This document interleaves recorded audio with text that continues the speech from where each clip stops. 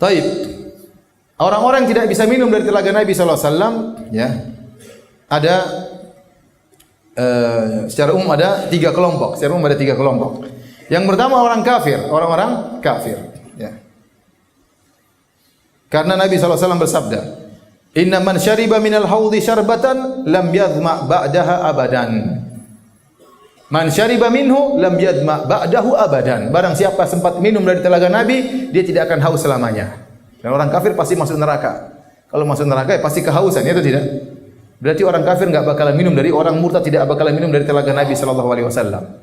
Ya. Ini yang pertama, orang kafir jelas tidak minum. Yang kedua, kata para ulama, yaitu ahlul bid'ah, dan dijelaskan oleh Imam Al-Qurtubi dan yang lainnya. Itu bid'ah-bid'ah besar. Mereka sebutkan contohnya Khawarij, contohnya Mu'tazilah, contohnya Syiah. Mereka sebutkan Rafidhah, Khawarij, kemudian Mu'tazilah, ya. Pelaku bid'ah-bid'ah akidah yang besar, yang ini berkaitan dengan usuluddin. Mereka ini tidak akan minum dari telaga Nabi sallallahu alaihi wasallam. Ya.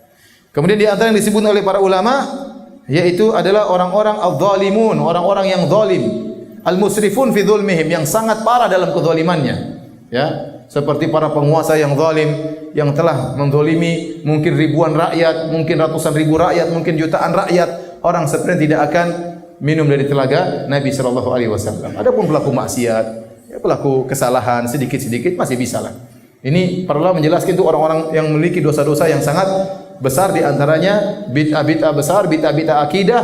Yang kedua adalah berkaitan dengan orang-orang yang penguasa-penguasa yang zalim, ya, yang merubah hukum-hukum Allah Subhanahu wa taala kemudian menzalimi rakyat dan masyarakat. Kenapa? Karena waktu Nabi sallallahu alaihi wasallam ingin menyambut mereka, tiba-tiba mereka dihalangi. Kemudian Nabi berkata, "Ummati, ummati." Ya Allah, itu umatku, itu umatku. Ya Rabbi, ummati, ummati, umatku. Maka dikatakan kepada Nabi, "Innaka la tadri ma ahdatsu ba'dak. Innahum qad ghayyaru wa baddalu." Kau tidak tahu apa yang telah mereka lakukan setelah peninggalmu wahai Rasulullah. Sungguhnya mereka telah merubah-rubah dan mereka telah mengganti-ganti.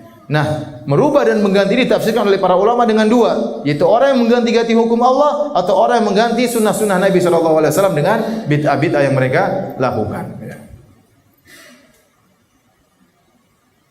Dan ini juga dalil para hadirin dan hadirat yang dirahmati oleh Allah Subhanahu wa taala, bahwasanya Nabi tidak tahu apa yang terjadi setelah beliau meninggal dunia.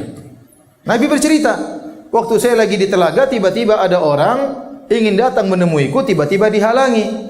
Kemudian saya bilang, "Ya Allah, itu umatku, kenapa dihalangi?"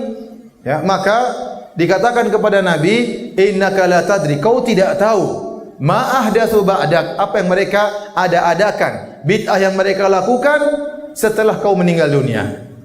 Ini dalil yang sangat tegas bahwa setelah Nabi meninggal dunia, dia tidak tahu apa yang terjadi setelah itu. Paham? Dalilnya sangat jelas, hadisnya mutawatir. Hadisnya mutawatir. Ya.